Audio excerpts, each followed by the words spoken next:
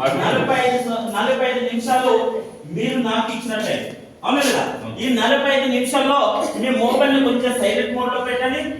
మీకు ఏదైనా ఈ ప్రాజెక్ట్ ద్వారా మీకు ఏమైనా ఇబ్బంది కనుక ఏదైనా తెలుసుకోవాలని డౌట్స్ అంటే నాకు లాస్ట్ మూమెంట్ అడగండి. సో ఆ విధంగా మనం ముందుకు తీసుకెళ్దాం, ఓకేనా?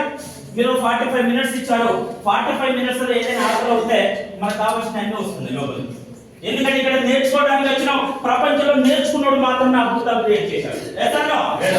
ఇవాళ ఈ క్లాస్ రూమ్ ఎందుకండి, ఈ క్లాస్ రూమ్ ఎందుకంటే నేర్చుకోవడానికి పిల్లల క్రమశిక్షణ ఉండి వాడు భవిష్యత్తులో ఒక మంచి ప్రైజ్ కూడా అవుతాడన్న ఉద్దేశంతో కష్టాలు చేసి కూలి పనులు చేసి పోటీతత్వంలో ఎంత ఫీజు ఉంటే అంత ఫీజు కట్టి ఇవాళ పంపిస్తున్నాం, అవునా లేదా? దాంట్లో సార్ ఒక 3వ తరగతి సార్ ఒక సార్ ఉన్నాడు. సో మీకు ఎంత సార్ పిల్లలు? సో మీరు గతంలో ఆర్టీసీ కండక్టర్ గా పనిచేస్తారు. ఎందుకంటే ఒక విషయం అడుగుతాం, ఆర్టీసీ గా కండక్టర్ పనిచేస్తే ఇప్పటికే కనీసం 13 నుంచి 14 సంవత్సరాల సర్వీస్ అనేది ఆ గవర్నమెంట్ లో పనిచేసుకుంటూ వెళ్తాడు. వచ్చే సార్ ఎంత సార్?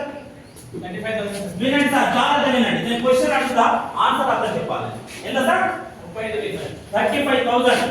సో ఆ 35,000 సంపాదించడానికి కనీసం 20 సంవత్సరాలు చదివి ఉండొచ్చు. మనిషి జీవితకాలం 70 సంవత్సరాలు, ఆ 70 సంవత్సరాల్లో 20 సంవత్సరాలు చదవడానికి అయిపోయింది.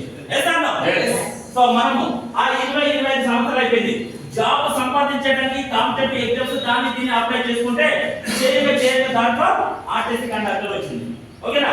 సో అది సునీల్ సార్ కావచ్చు, ఎవరైనా కావచ్చు, జాబ్ సంపాదించుకున్న వ్యక్తి, జాబ్ చేసే వ్యక్తి కావచ్చు, అవునా లేదా?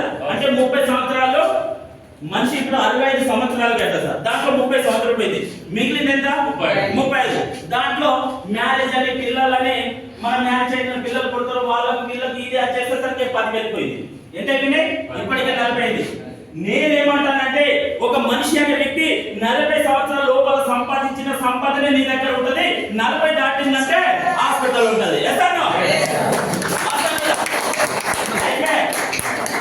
మొత్తం 40 అయిందంటే నీ బాడీలో ఒక్కొక్క ఆర్గన్ నీ దగ్గర పడుతుంది. మన కొత్త కార్ కొన్నా 2 నెలలు నడిపినా నేను సర్వీసింగ్ చేయించామన్నా కొత్తగా వచ్చింది కదా, ఎందుకు సర్వీస్ చేయించాలంటే ఉంటుందా? మళ్ళీ ఆ కార్కి 40,000 పెట్టినామన్నా, అవునా లేదా? ప్రతి ఒక్కటి కూడా ఖర్చు పెట్టించేటే సార్, అవునా లేదా? మీరు ఫ్యాన్ తీసుకున్న ఫ్యాన్ ఖర్చు పెట్టాలి, కూలర్ అంటే కూలర్, ఏసీ అయితే ఏసీ, అన్ని ఖర్చు పెట్టించేటే, అవునా లేదా? సో ఆ విధంగా మరి మనము ఆర్థికంగా వెసులుబాటు కావాలన్నా, మన ఆరోగ్యపరంగా ఉండాలన్నా ఒక మీటింగ్ పెట్టుకుందాం, రాత్రి 1 గంట సేపు విందామంటే నువ్వు చెప్పటోనైనవా, నేను వినటోనైనా? యుగం ఉందా లేదా? ఉందా లేదు సార్? లేదు. ఇక్కడ నెలకు 2 లక్షలు సంపాదించడం చేయలా ఉంటుంది సార్. నేను పెద్ద మీకు ఒక బ్రదర్ లాగా చెప్తున్నా. సో ఏది కూడా సార్, ఏది కూడా మనసులో పెట్టుకోకూడదు. ఒకసారి గట్ల చెప్తాను, మమ్మల్ని ఉద్దేశించి అన్న విషయం అయితే మాట్లాడదు, ఓకేనా?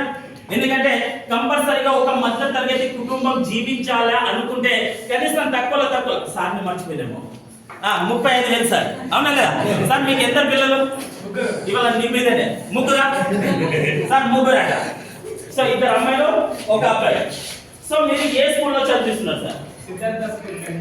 ఒక్కొక్కరికి ఫీజు ఎంత కరెక్ట్ గా వచ్చండి. సో మనకి ఇట్లా క్యాజువల్ గా ప్రాక్టికల్ గా మాట్లాడుకునే సబ్జెక్ట్ మనం నేర్చుకుంది కొంత అయినా సరే ఒక్క రోజులో నేర్చుకోము. ఇలా మీటింగ్ ట్రైనింగ్ పెట్టాక ఒక బండర్ అయిన శిల్పం చెక్కి ఆకారం వస్తుంది. ఏది కూడా ఒక రోజులో రాలేదు, అవునా? సో ఆ విధంగా సార్ ఎంత?